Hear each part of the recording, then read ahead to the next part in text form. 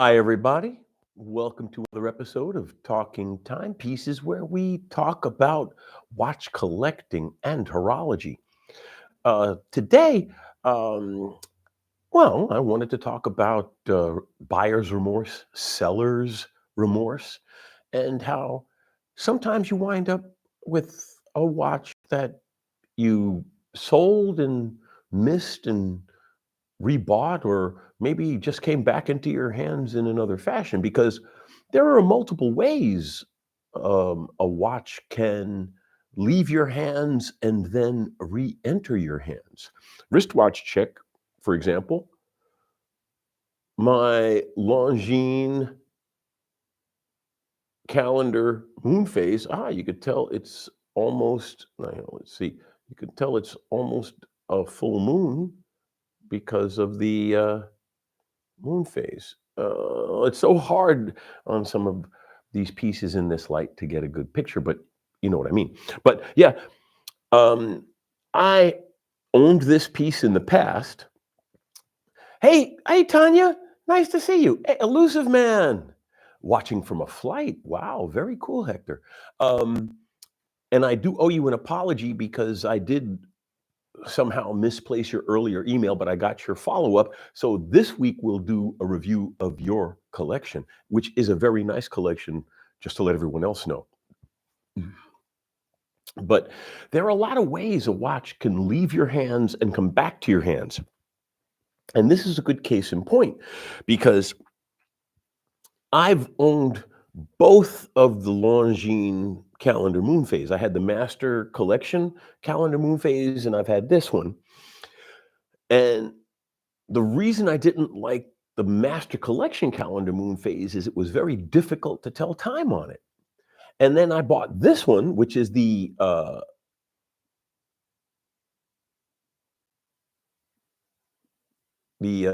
Conquest. This is the Longines Conquest calendar moon phase. And I bought this one because if you notice, the hands are loomed. So you can actually tell the time at a glance, even though it's a very busy watch.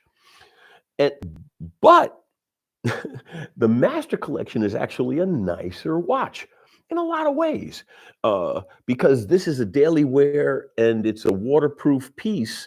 It's a more robust case, but it's a smaller face. The master collection actually has a bigger face, and it's a nicer face. I mean, this isn't a bad face. It's got like a, kind of like a teak striping, or uh, lines. It's got a, you could just make out that it's got these lines in the face. It's got that kind of like, yeah, boat deck face. But the Master Collection version has a beautiful starburst face, and it's a bigger face, but all the hands are just shiny, polished steel. And when you've got this many hands on a face, it's really hard to tell the time. And so I've got this one, and then I wasn't that happy with it because I was comparing it in my mind to the Master Collection. And so I sold it to a friend. I sold this watch to a friend, and I sold this watch, the Tissot PRX Chrono, to the same friend. And then about, I don't know, maybe 6 months ago, he came to me and he said, Alex, it's my 50th birthday. I really want a Rolex. But I want one with green. And I'm like, if you want a Hulk, you're going to be talking about a comical amount of money. But I remembered that I had a Air King, which you've probably seen. Well, regular watchers would have probably seen. But so I had an Air King, and I said, well, hey, I have a Rolex Air King. Would you like to buy that? And he said, yes, I would like to buy that. But even though it's less expensive than the Hulk, it's still a lot of money. So how about if I give you back the watches that I bought from you and some cash and get the Air King? And I said, yeah, sure. Because after a while, I realized I missed this piece because I like the moon phase complication, and there aren't that many daily wear moon phase watches out there. And the Longines Conquest Calendar moon phase is a daily wear moon phase. And it's a complete calendar. It's not an annual calendar like the actually which I sold, and I'm probably not going to get another one.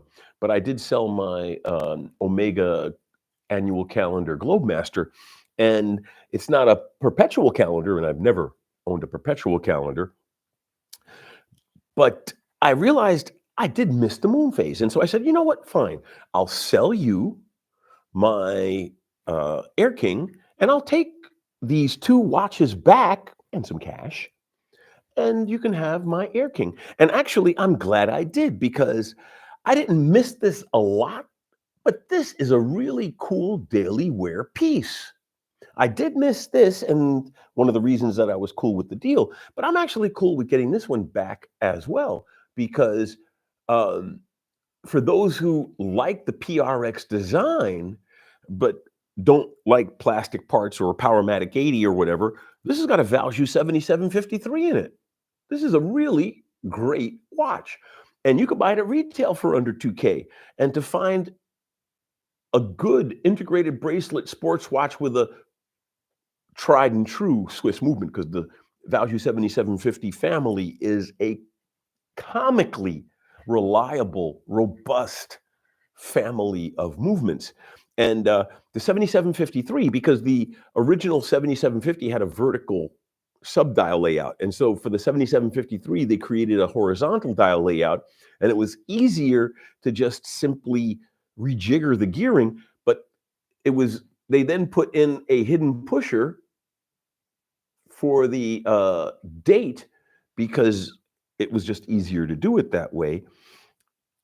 But this is the venerable 7750 family chrono in an integrated bracelet watch for under 2K. And I actually wear this quite a lot because it's a nice piece. And I wear this quite a lot, wearing it right now. So I didn't regret taking these pieces back. But there are a lot of reasons. There are a lot of reasons that a watch could leave your hands and come back to your hands. Oh, I got a lot of comments. Let me catch up to them before we go on because I don't want to get too far behind the comments. HRM, hey HRM. I hope to rebuy the GB Enigma bezel manual winder I sold 3 years ago. I haven't seen a single one come up for sale. Only about 110 have been produced. Well, HRM, that's part of it too, because the hunt for past or future watches is about, a predator has patience, right? The prey, you have to wait for them. So if you're a watch buyer, patience is a virtue. Keep your eyes open. Opportunities present themselves. You might find that watch again. Trap Vision, hey, I'm doing well. I'm finally getting on top because some of you may or may not know, I recently took on a new position. I'm the new editor-in-chief of the IEEE Power Electronics magazine, and it's a big chunk to chew. And ironically, it's a bittersweet because some of it is stuff that I had expected, and some of it is because the current editor-in-chief was the one who founded this from a newsletter. So there are a lot of processes that are in his head and have to be reestablished because, like, for example, there's no project management, things of that nature. So got to get on top of it a lot, which is another reason why I have to apologize to Elusive Man, because that's one of the reasons that I haven't been on top of my channel. I've been religiously doing the live streams, but as most of you know, I normally do a pre-recorded episode during the week, and I haven't done any of those for quite a while because I've been very, very busy. But I have to do the live streams because I love you all, and this is the primary reason I enjoy this channel, is this interaction. But next week, I promise, honest Injun Vulcan promise, I'm going to do Elusive Man's collection review, and a couple of other people have approached me, and I'm going to do yours too once I get your images. Don't forget, if you want me to do a collection review, individual images, close-ups of all the pieces, and I'll be more than happy to do that because all of you have even the simplest collection shows the intent of the collector. And I'm looking forward to reviewing any of the ones you send me. So let's see. Um, Brent, hey Brent, elusive man, better trade. Two great watches for an overrated watch. You're right. But the funny thing is, I don't quite consider this a rebuy because I had the bluesy, sub, and it was actually to me a little bit too much. Sometimes you feel you're wearing too much watch, and I think it attracts too much attention, what they call an attractive nuisance. And this is another one that I rebought. I had a bluesy oyster quartz, and I sold this, and I realized this I can wear because it's got that same DNA, right? It's got that gold, blue, steel, Rolex, two-tone, bluesy attitude, but it's not a watch that the average person would go, Rolex. So I like to wear this casually. I like to wear this with a suit, and this is a great piece. And the bluesy oyster quartz I had it personally serviced by Rolex, and I kind of regretted selling it, but I managed to get my hands on this one, and this one was also serviced by Rolex 2 years ago. So I have the warranty card from the service of this piece. So I managed to get my hands on the exact same model in the exact same status of the one I sold.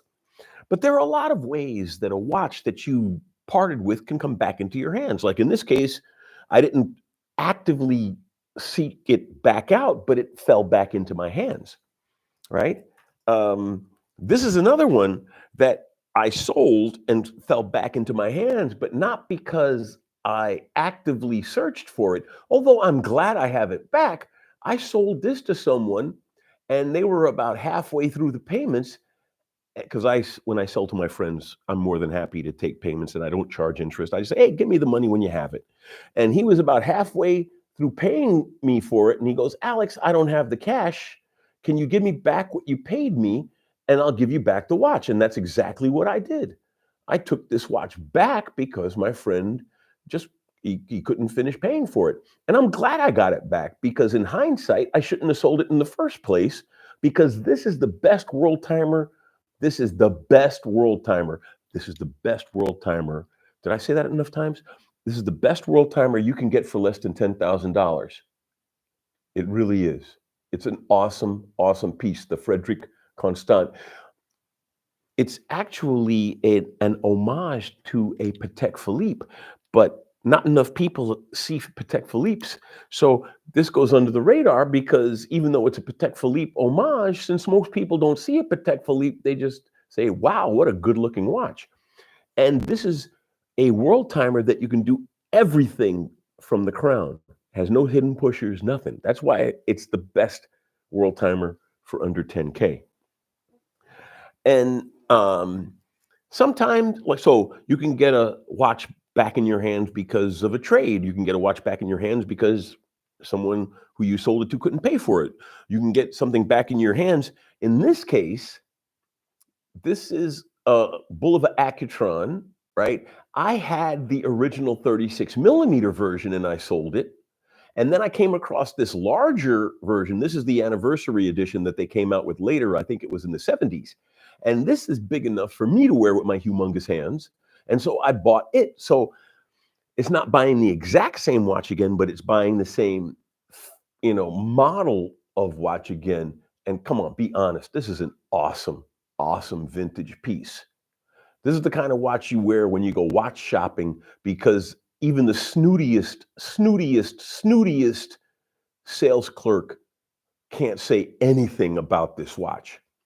I mean, this is literal history, because a lot of people like to talk about how the Apollo 13 was saved by the Speedmaster, but there was a Mercury flight where the astronaut was wearing an accutron and had to use it to time his return burn as well.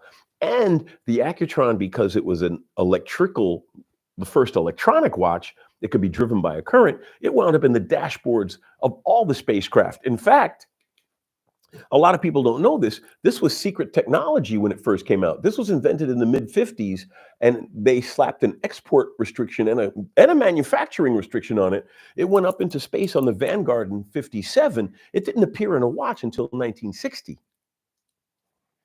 All right. So there are a lot of reasons for watches to come in and out of your hands.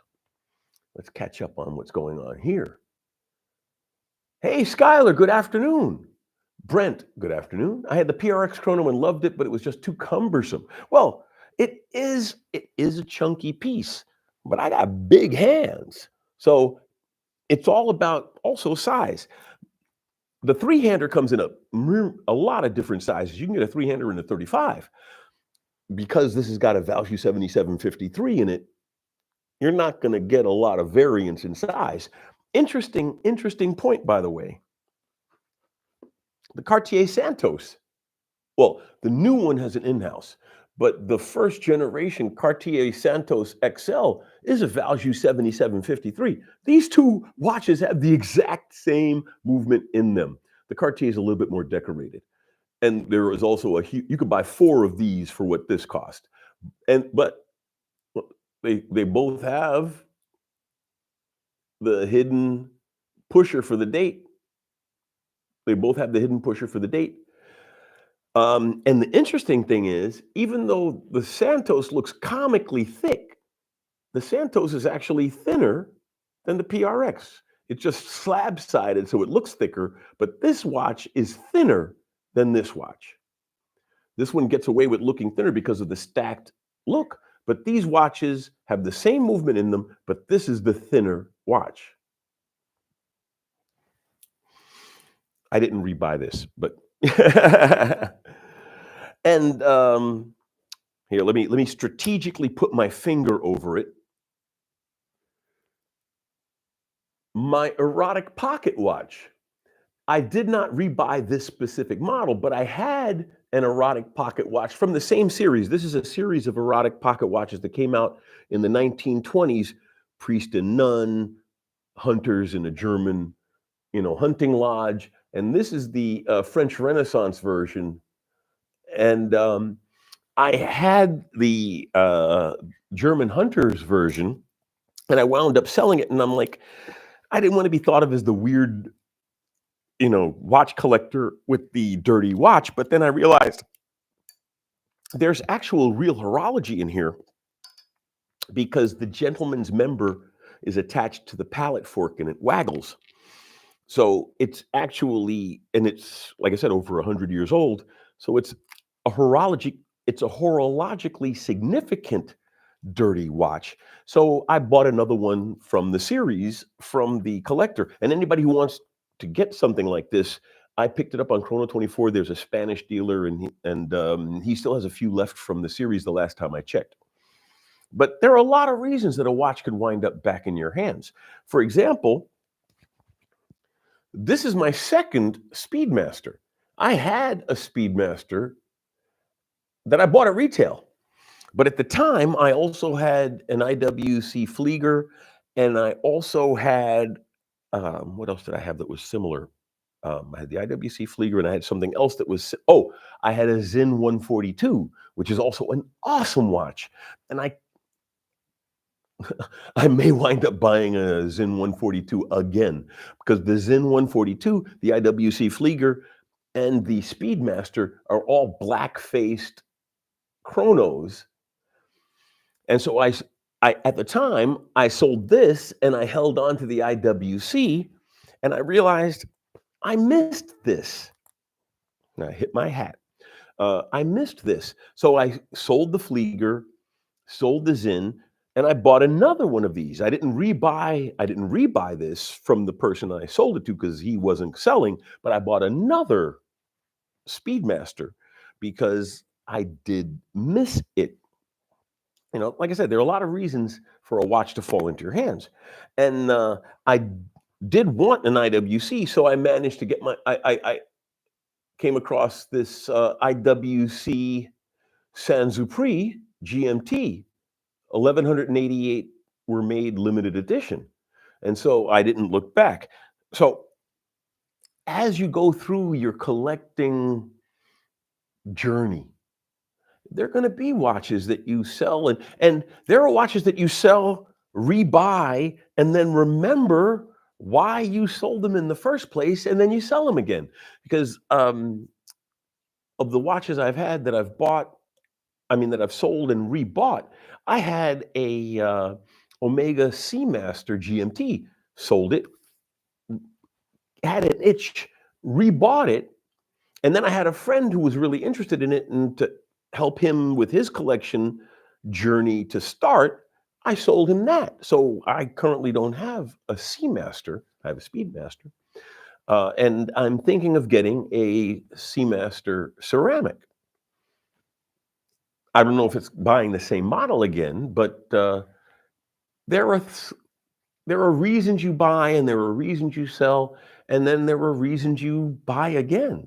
It's about the watches and the chase. And if the watch scratches that itch, if the watch speaks to you, because at the end of the day, you should be buying watches for yourself. Never buy watches for what you think other people will think. Uh, Sometimes you do, but you should try really hard not to. Brent, nice to see you. Trap Vision, yes. Thelonious, Skylar, Wrist and Trap. Elusive Man, I have the 40 PRX Ice Blue. I like it, but I don't love it. Well, see, that's the thing. At that price, it's okay to like it, but not love it. But once you start talking about several $1,000s, you should at least like it a lot, right? You may not love it, but you should like it a lot, you know? And in every collection, you've got a hierarchy, right? But theoretically, your least desirable piece should be at least something you like, and then maybe you're looking to sell. Because, for example, I've got that. I should have had it to show to the camera, but it's all the way back in the case, so I'm not going to jump for it right now. But if anybody wants an Omega Memomatic, I got a Omega alarm watch from the 70s. I'll sell tomorrow if you call me up. Only want 1,500 for it, and that's one I don't think I'll buy back. But it's not that I don't. It's not that I don't like it, but I don't love it. And that's the part of a collection. Theoretically, in your collection journey, at the end of the day, every piece in the box should be something you love. Every piece in the box should be something you love. Or, like I said, this is, as you were saying, I don't love this piece, but I really like it. I really like this piece. I don't love it, but I really like it. And I wind up wearing it a lot, you know? It's just a fun piece to wear. But at the end of the day, you have to love, or at least really like what you're wearing, because if you don't, why own it? That's a lot of money to lie around that you're not thrilled about. Brent, at Elusive Man, I have the original blue one, Trap Vision, Skylar, Will for Ignorance, and Monk are celebrity status. Ooh, I'm just glad being in their presence. Well, I am a very lucky person because we're growing this nice community of really interesting people. And I've recognized many of you on some of the other channels. I was just this last week on Archie Luxury as a guest. We talked for an hour and a half on his channel. And I saw quite a few of you on his channel watching us talk. It's all about the community. It really is. Without the community, if I didn't have if I didn't have the audience, I'd just be some guy talking to the walls about my watch collection. It's the interaction that makes this interesting. Me seeing your comments and reacting to them, and we share these things together. The community aspect, the discussion, that's what makes this stuff fun, at least to me. Thelonious. 37 to 38 PRX would be the perfect size for my wrist. Well, the three-hander you can get in a lot of different sizes. The problem with the chrono is the 7750 is a big movement. As I was pointing out, it's the same movement that's in the Santos, right? And Cartier's even managed to do it thinner. This is thinner than the PRX, even though it doesn't look it because it's slab-sided, but this is actually a thinner presentation of the Valjoux 7753 than the PRX Chrono, you know?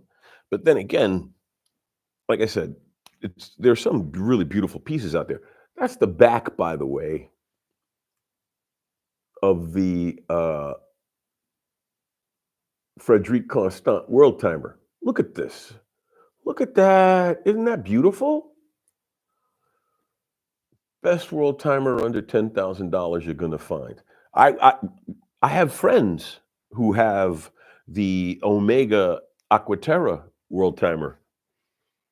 I honestly think that this is a better world timer. The Aquaterra is in some ways a better watch, daily wear. It's more robust and water resistance and all this other.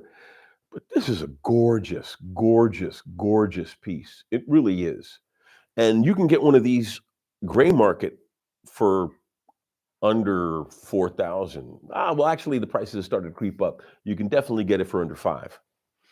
You really wind up with some nice, watches out there. And as I said, sometimes you get the watch back. In that case, I got it back because the person who I had sold it to didn't have the money to finish the payments, and so I had to take it back. I mean, I didn't like break his legs and take it back. He said, "Hey, Alex, I don't have the money," so I gave him back the money he had given me up front, and I took the watch back.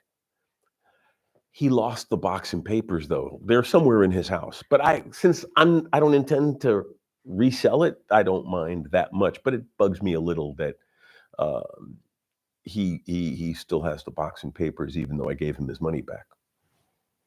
Live and learn. Peter, hey, how's it going, my friend? How you doing, brother?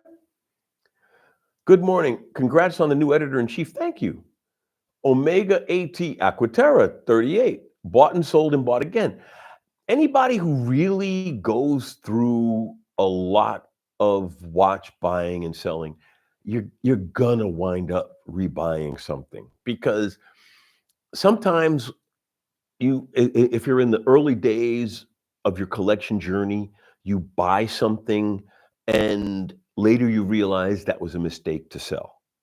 And the nice thing about watches is there are going to be other examples of that watch to buy.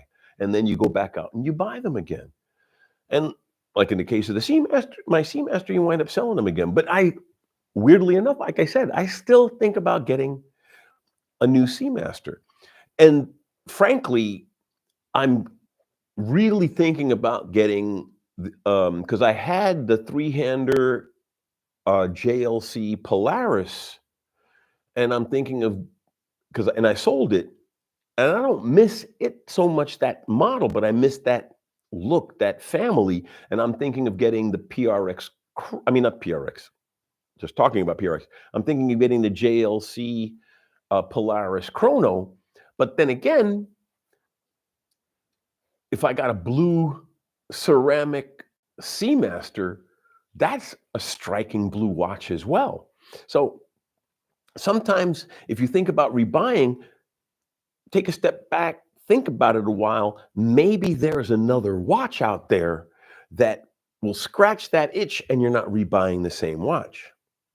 Although if I bought a ceramic Seamaster, I would be rebuying it in one sense, because I've had the aluminum bezel. I had the Seamaster GMT, as I was saying. So I think what it is in my case is that I'm looking for a specific look, and some watches don't quite give it to me, and I sell them, and then I realize I can't find anything else that has that look. But in the case of some watches, there are other watches with that design language that you can get. And so you should think about those alternatives as well. But nice to see you, Peter. HRM. I've also rebought my Hamilton Khaki Field Automatic. Just an incredible watch for the money. Gave my previous one to my cousin. See, now that's also a legitimate reason to rebuy. You've gifted it. You thought that they would enjoy it, and then you realize you still wanted it, and you buy it again for yourself. Nothing wrong with that either. Well, nothing is wrong if it's your stuff and you're buying and selling. You're the only person you have to address, right? What other people think shouldn't matter at all. To thine own self be true.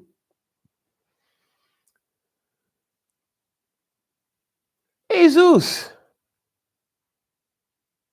Thelonious. Peter, your new 103 with the custom brushing has been living rent-free in my mind since you uploaded your vid. Yeah, actually, I saw that video with Peter, and he was talking about the Zen.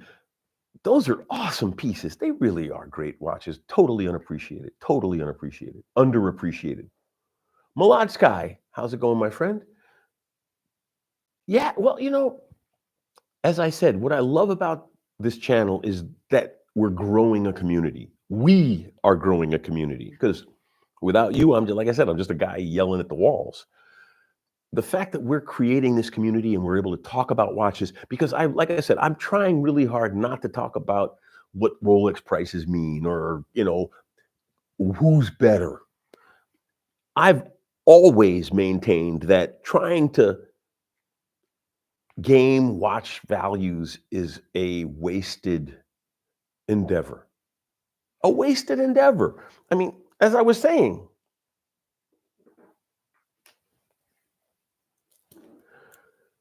these two watches have the exact same movement in them. These both have a value 7753 in them, right? What are you going to game? Or if you wanted to go by branding, right?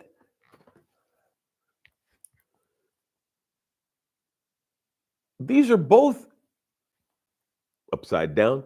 These are both GMT chronographs. And if you went by brand, this is the better watch.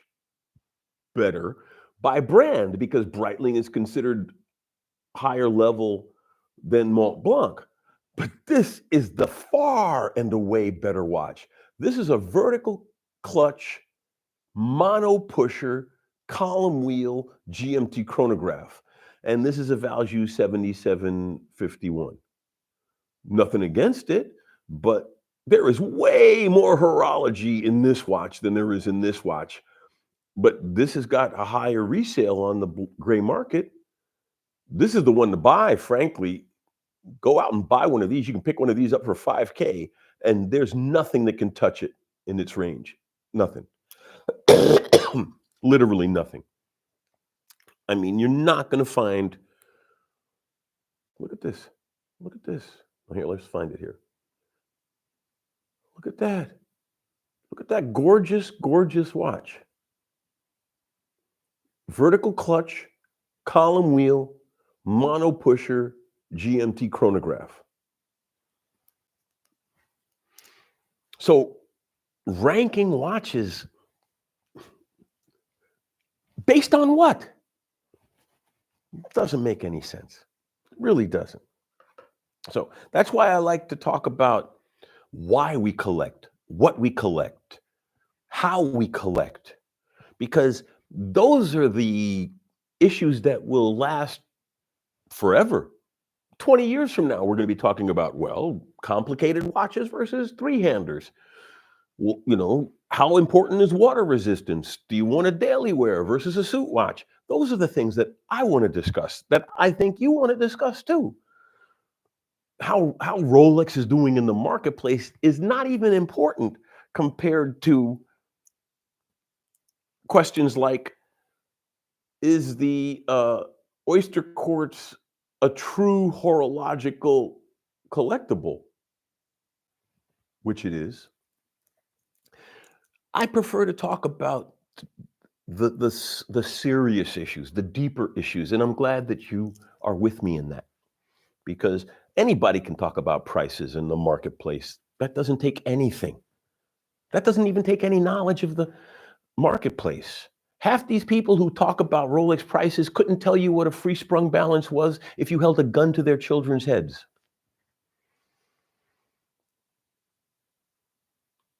Trap Vision, you missed the memo. Skylar says, we voted you president last night. I like Trap Vision.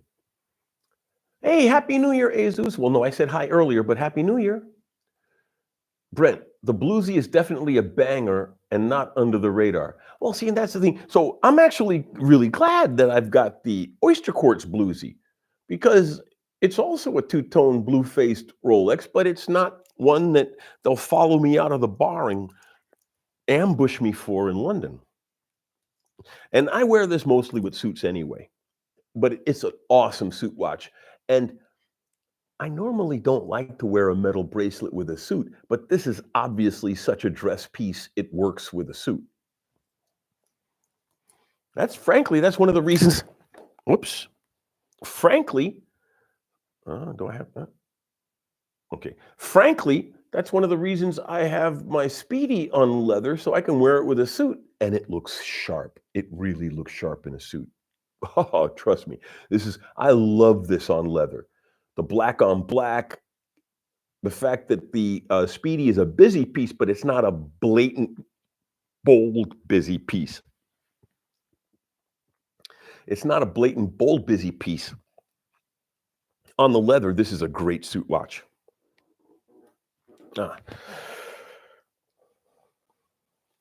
I managed to get my hands on some Knob Creek, which is really hard to get in Germany. I drink it in the skull glass once in a while as a memento mori. It reminds me this stuff isn't good for my health. Well, that's one of the reasons I wear this. This is an artisanal skull. I bought it in Williamsburg, Brooklyn, from the artist. I even painted in the eyes with Vanta Black. Well, no, Musu Black, because you can't get Vanta Black on Amazon, but I painted it in to make the eyes even blacker. I don't wear a skull ring because I'm a badass. I wear a skull ring to remind me that I'm going to be there one day. Same with the skull glass. But yeah, I'm so glad I got my hands on some Knob Creek. Thelonious, Skyler. I have the PRX Powermatic 80 Blue. That's a pretty watch. That is a pretty watch. I love the damn thing, synthetic material and all. Well, I don't know if you saw them, but we've had discussions about the PRX just because the pallet fork and the escapement wheel are plastic, takes nothing away from the watch. It's not like they made it out of, Tinker Toy plastic. It's Lego plastic. If you want to talk about levels of plastic, Lego's the best plastic pretty much out there. And plastic is light in weight, doesn't require any lubrication. And before it breaks, everything else in the watch is going to break. There's nothing to break on that. I mean, how are you going to break plastic? It's not like you're going to wear a hole in it. The friction, because plastic is a petroleum product, it's not a lot of lubrication is required. No lubrication. Well, just silicon is not a petroleum product, but silicon on silicon doesn't require lubrication either. These new methodologies and these new materials, I know a lot of people crap on them, but in reality, they're enabling mechanical watches to be more widespread and more reliable and more durable and longer intervals between servicing. So yeah, no, I'm totally cool with the PRX three-hander. I really am. I think it's a beautiful piece. You got a good watch there. Trap Vision, I'm humbled. Oh, Trap, you're a good guy. Well, actually, I don't know your sex. Online, you don't know people's sexes. I'm assuming you're a gentleman, but you might be a lady. Probably a gentleman. But I've seen you around, and I have a great deal of respect for you. Brent, it looks like a Patek. Well, the Frederic Constant World Timer is totally a Patek homage. There is a Patek World Timer that looks exactly like this, except it's got a guilloche face instead of the globe, which I think is a good choice by Frederic Constant to make them look different. And instead of a date wheel, that's where the small seconds are, if I'm not mistaken, in the Patek. But in the case of the Frederic Constant, this is the date wheel. Best world timer for under 10,000.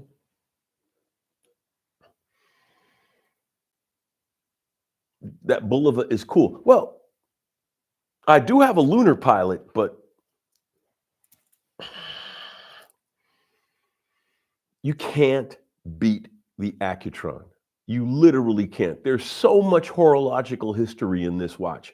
There's so much real history in this watch. It used to be secret technology. How many watchmakers can say that their watches were once secret technology? You know, Bose, stereo manufacturer, they also had technology that wasn't secret, but it was restricted. Bose made, they probably still do, but I haven't been in high-end audio since I used to sell it. But Bose at one point had a machine that if you programmed it with the physical diameter parameters of space, it could play back how that space would sound. And they hired some retired naval sonar engineers to design it, and it turned out that it was too good. And the American government said, no, no, no, you can't sell that to other governments or other people outside of the United States. So Bose wound up leasing it. They would rent you the machine, but they had to take it back because the tech in it was actually too sophisticated. The Accutron is the only watch that I know of that was once restricted technology. And that's a fact.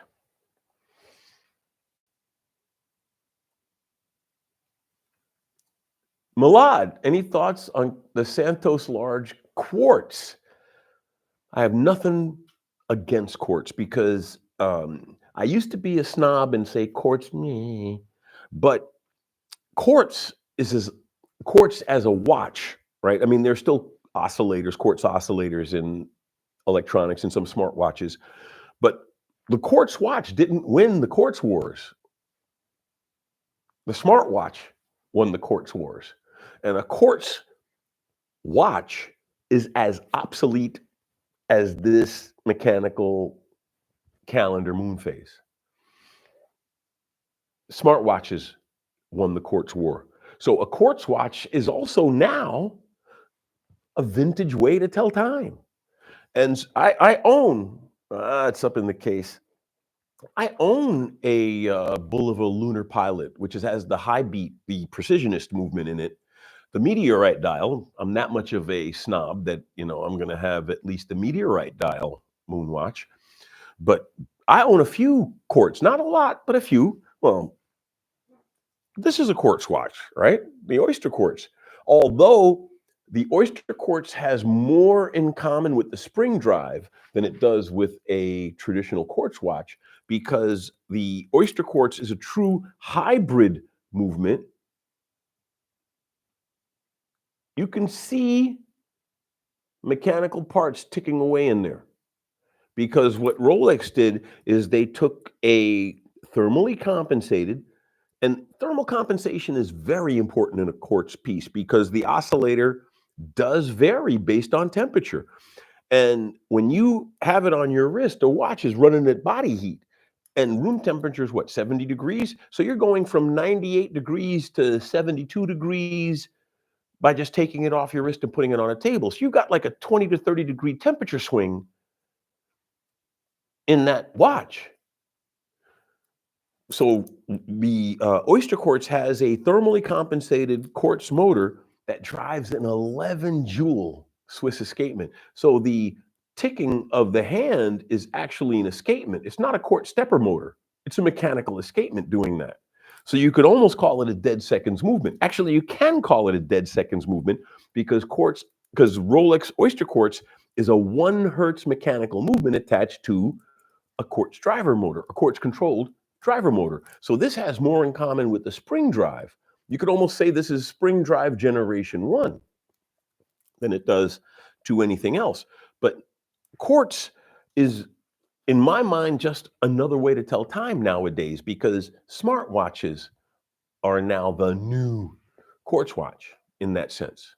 So yeah, I have no problem with my Bulova Lunar Pilot or my Oyster Quartz. I used to have a Zen compass, but I gave it to my nibbling, and they're really enjoying it. They're an electrical engineer, although I really was hoping they would go electronic engineering, but they're doing big scale stuff, solar panel installations in the field and such. And since they're out in the field, having a watch that has a compass built in, because if you don't know the Zen compass, it's a quartz GMT, and you undo a catch and the face swings away and there's a real compass underneath.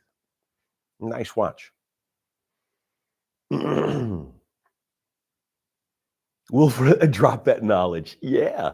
Well, don't forget, my day job is electronic engineering. So my night job, if I don't do this right, I'm doing a disservice to you. I got to give you the right information. But thank you for the kind words. Eric Mack, hey! Trap Vision. With all the shining examples of must-have watches on YouTube, have I made a purchase based on popular decision that was an instant regret?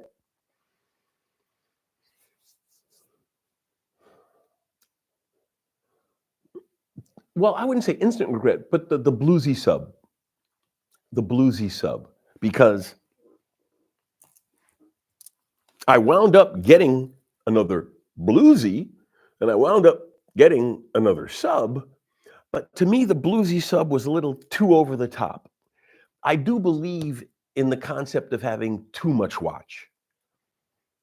I don't live the lifestyle to be flexing expensive watches in people's faces and the like. I like the quality, I like the heritage, I like the craftsmanship. And so the bluesy sub was a little bit too much for me. This is almost too much for me, but it's such an awesome piece and it's so clean. And this has all the prettiness without being too over the top.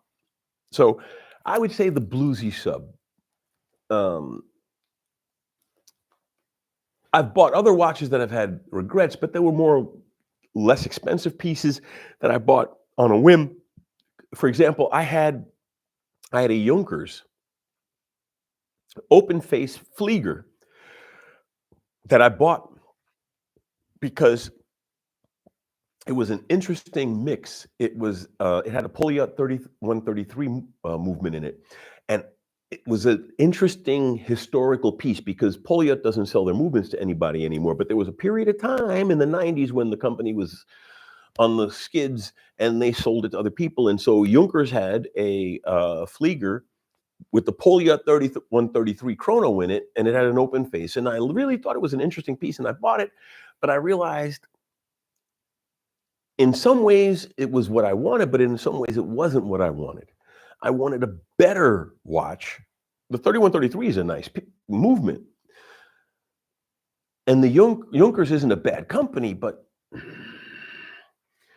at that point in my collection journey, I wanted a little bit more in a Flieger. And that's why I'm really happy with my IWC Saint-Supri, because this is also a Flieger. I mean, the nice thing about Deutsche Fliegers is that you're not buying one and going, yeah, I got a Deutsche Flieger, let me flex, because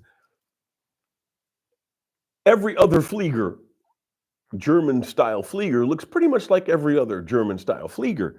But I know what's inside of this, and I know the workmanship and all of that other. So that Junkers, it scratched almost all the itches, but not enough, and so I did sell it. But I don't think I've ever bought anything that I've regretted. I've bought things that after a while I realized, nah, it wasn't for me.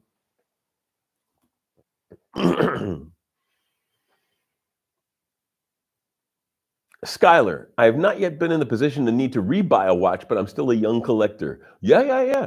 Well, frankly, as a younger collector, listening to people like me recite their mistakes, hopefully you will take your time and not make those mistakes that you have to rebuy.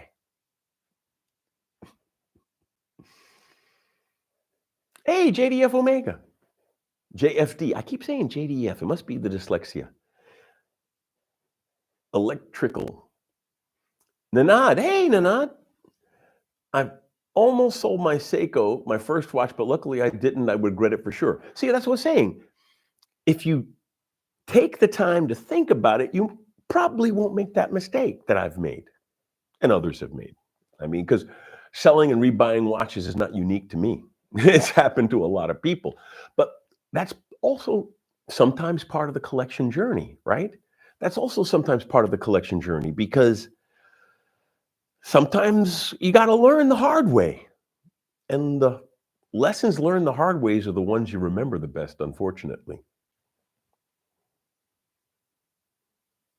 Skylar, at Travis, that actually happened to me with a watch I purchased, a wind up from, whoa, Islander. Monk was with me. I bought an Islander that I exchanged after owning it only for 2 days. It happens. It does happen. That's why I'm glad this was a good topic. Holy crap, we're almost at the top of the hour. Time flies when you're having fun. I'm just going to, as we all know, I always try to finish on the hour because I'm glad if we're rolling hot, that gives us something to talk about next week. But we got a few more minutes. I'm going to close out these comments and then we're going to end the episode. Just as a warning. Tanya. Tanya's an old friend of mine, by the way. Trap Vision. I bought a Zodiac thinking it would satisfy my desire and it faded fast. It happens. It happens.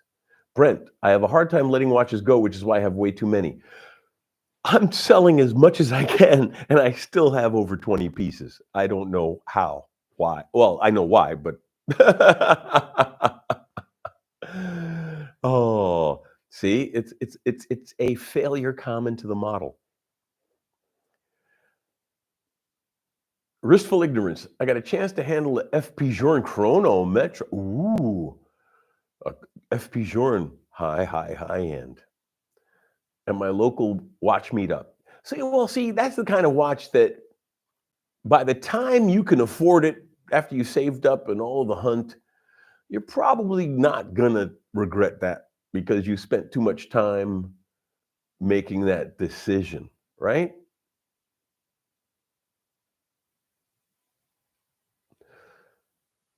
Elusive Man.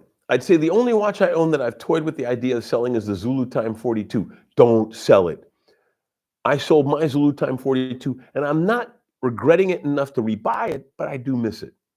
And that's a great watch, the Zulu Time 42. That's a great watch.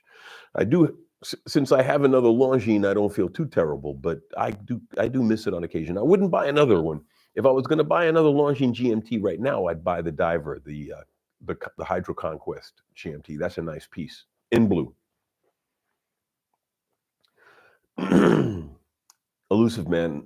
Ideally, I'd sell the 42 and get the 39 titanium. Okay, well, that's different. You're going to a smaller size. You're going to a different material. You're getting something, you're dialing it in for yourself. That's a different issue. Alas, I'd take a big hit, and selling is very difficult without having a seller's reputation. Well, not only that, I said last week, this year, in my mind, is a buyer's market. Don't sell unless you have to because you're going to lose money. Prices are down. People are holding on to their money. It's an uncertain economic situation. Do not sell. This is a buyer's market. Skylar, do I remember which episode I was in the Archie Luxury Show? You know what I'll do? Ping me at smartalix, SMARTALIX, at yahoo.com, and I'll send you the link. But we had a fun chat, and I've decided because he has an open invitation to me now. So I'm gonna try to go at least every week or 2 weeks. So you'll see me 2 to 3 times a month on Archie Luxury because I do like the man. He's a flamboyant, interesting individual, let's put it that way. And we had a really fun time. And Mark, one of his friends, was on. The three of us had a great chat. Elusive man. Would I prefer the Santos dial with the anthracite? Anthracite's nice. Such a gorgeous watch is fine. I believe I'll keep the Santos I have. Well, I do believe that part of the allure of the Santos is the clean and classic Roman numerals, white face.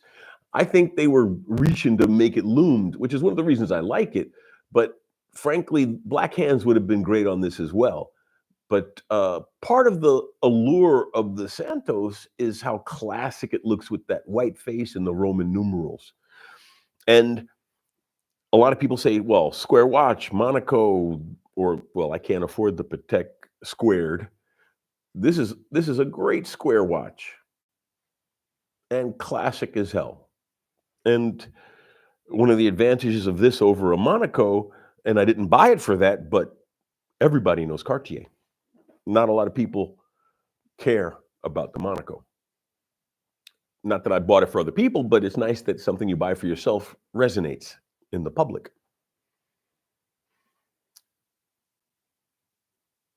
Bmatic, hey, I'm doing well. I regret selling my Doxa. We'll buy another one maybe this year. See, it happens. You sell and then you recognize that maybe it wasn't the right idea, and then you buy it again. There's nothing wrong with that. There's nothing wrong with that. Skylar, at Brent, I have issues letting go of my watches. I'm afraid of missing them if I do, but this year for sure if I need to trim the tree. That's part of the issue, right? You do miss the watches. If I could wave a magic wand and get all the watches I've ever owned, including that Junkers Polyot 3133 Chrono, if I had the wherewithal to have, I'd have maybe 100 watches in my collection. But if I had the resources to maintain a 100 watch collection, why not? But alas, I am just a journalist who can afford his collection because he lives below his means, which financial advice, if you ever want to not be poor, just live below your means. I could afford to live in a bigger apartment, but I choose not to. So I have that extra money for watches. I mean, I spend all of my available money on watches and the rest I waste. Thelonious, did I ever see the new Tissot PR5? Oh, yes, that's new, isn't it? Because Tissot just came out with a beautiful white face, blue bezel chrono. I just saw it on YouTube today. If that's the one you're talking about, that's a gorgeous piece. I might get one of those myself. It's essentially the same 7753 as the PRX, but in the 516 case. Be around the 2K point. I believe it will be probably around the 2K point because that's what the PRX is. And again, this has the same movement, and they don't make this model anymore, but it used to retail for around 10, and you can get one now for around 5.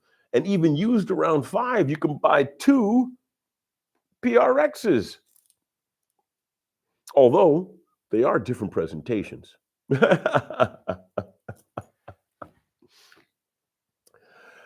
Oh, but yeah, I do like that piece if we're thinking of the same piece. Jason.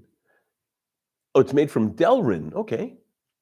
Smack Daddy. Hey, Smack Daddy, haven't seen you in a while. A bit late, but hope everything is well. Yeah, well, we're closing soon. I apologize, my friend, but glad to see you. Thelonious. The firing bolt on my paintball guns when I used to play in the 2000s was made of Delrin. Performed incredibly well and didn't need lube. Well, see, okay, well, plastic by another name is still plastic, but still there are grades of plastic. High-end plastic is completely different from low-end plastic. Delrin is not, they don't make Frisbees out of Delrin. I'm right, self-lubricating. Thank you, Jason. Very strong Delrin is awesome. Exactly, those parts aren't going to break. Because it was so light, a lot more efficient. Well, that's one of the reasons that the Powermatic 80s reach 80 hours of power reserve without doing crazy engineering like some other companies.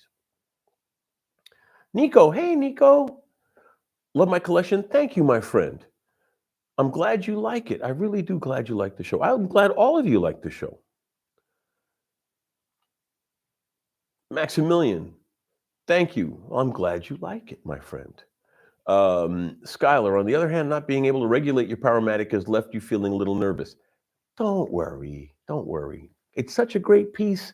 If it's in good order now, the nice thing about the Powermatic 80 is probably not going to drift anytime in the foreseeable future. It really won't, because there's very little wear in the pallet fork and escapement wheel. Light parts. It runs at a slightly slower beat than the 2824, I believe it was, that it was based on. You're not going to have any problems with the Powermatic 80. Zero. Really. Thelonious, when compared to an Apple Watch, I think a 1500 G-Shock or Garmin is a harder sell than a 1500 mechanical. It's probably easier to sell someone on the romantic aspect of a mechanical watch. I agree. Well, that's how the Swiss industry saved itself, right? By going upmarket and selling it as artisanal, as creative, as quality, as craftsmanship, and they're right. Thelonious, smart people learn from their mistakes, wise people learn from others' mistakes. So yes, please learn from my mistakes. Trap Vision, I appreciate yours as well, your input. Eric, I think with a smartwatch, you're buying access to a system, time telling being a part of it. Yes.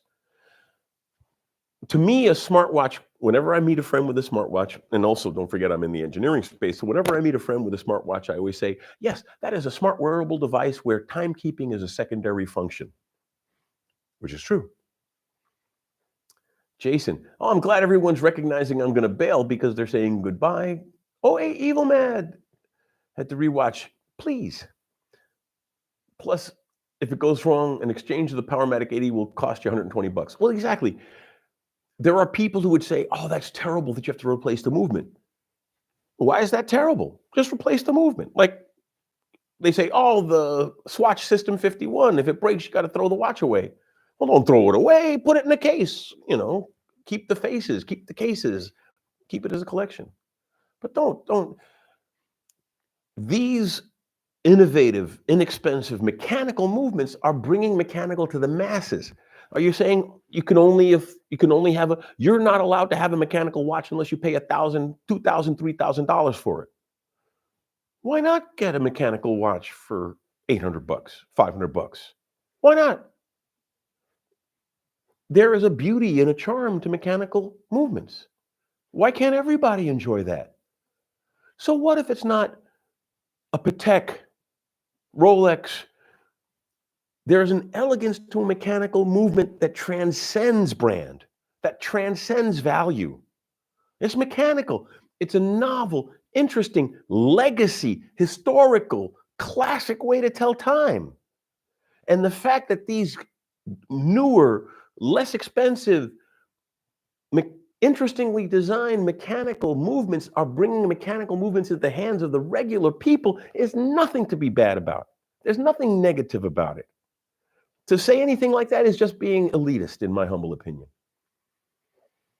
It's like saying maybe not a Mustang, but a car with a 4-cylinder engine is inferior. You shouldn't buy a 4-cylinder car. You should always buy an 8-cylinder, 5-liter engine car. There's still an elegance to a 4-cylinder with a 3-speed clutch. It's still the interplay of mechanism and user and art and design. Let's remember that, okay?